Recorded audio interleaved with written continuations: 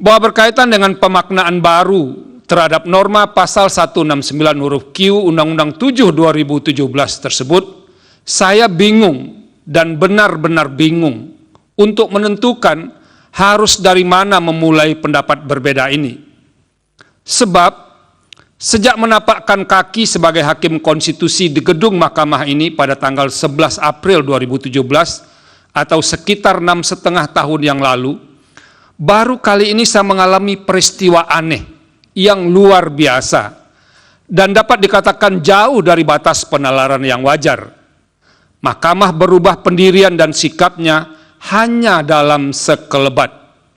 Sebelumnya dalam putusan Mahkamah Konstitusi nomor 29 5155 tahun 2023, Mahkamah secara eksplisit, lugas dan tegas menyatakan bahwa ihwal usia dalam norma pasal 169 huruf Q Undang-Undang 7 2017 adalah wewenang pembentuk undang-undang untuk mengubahnya.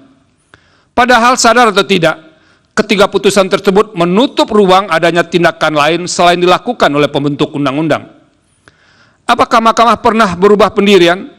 Pernah, tetapi tidak pernah terjadi secepat ini, di mana perubahan terjadi dalam hitungan hari.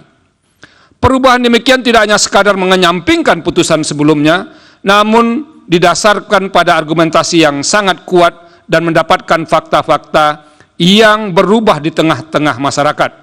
Pertanyaannya, fakta penting apa yang berubah di tengah masyarakat sehingga Mahkamah mengubah pendiriannya dari putusan Mahkamah Konstitusi nomor 29 5155 2023 dengan amar menolak sehingga berubah menjadi mengabulkan dalam putusan akuo? Bahwa secara keseluruhan terdapat belasan permohonan untuk menguji batas usia calon presiden dan wakil presiden dalam norma pasal 169 huruf Q Undang-Undang 7 2017, di mana 3 perkara di atas, perkara 29, 51, 55, adalah permohonan atau perkara gelombang pertama. Dari belasan perkara tersebut, hanya perkara gelombang pertama ini yang diperiksa melalui sidang pleno untuk mendengarkan keterangan pihak-pihak sebagaimana dimaksud dalam pasal 54 Undang-Undang MK, yaitu Presiden dan DPR. Selain itu didengar pula keterangan pihak terkait, ahli pemohon dan juga ahli pihak terkait.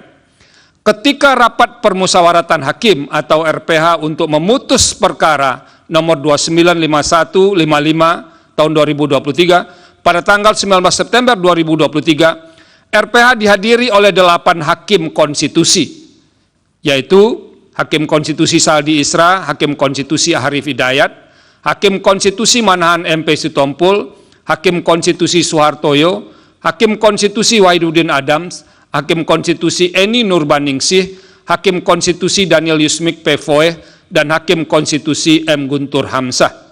Tercatat, RPH tanggal 19 September 2023 tersebut tidak dihadiri oleh Hakim Konstitusi dan sekaligus Ketua Mahkamah Konstitusi Anwar Usman.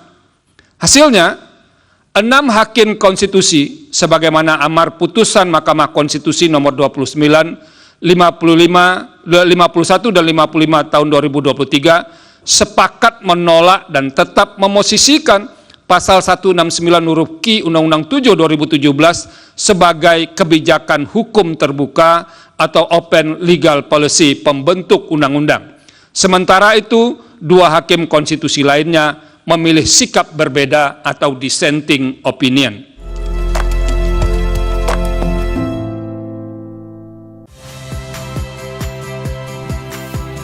Saya Iriana Mardanus. Saksikan program-program Kompas TV melalui siaran digital, pay TV, atau media streaming lainnya. Kompas TV, independen, terpercaya.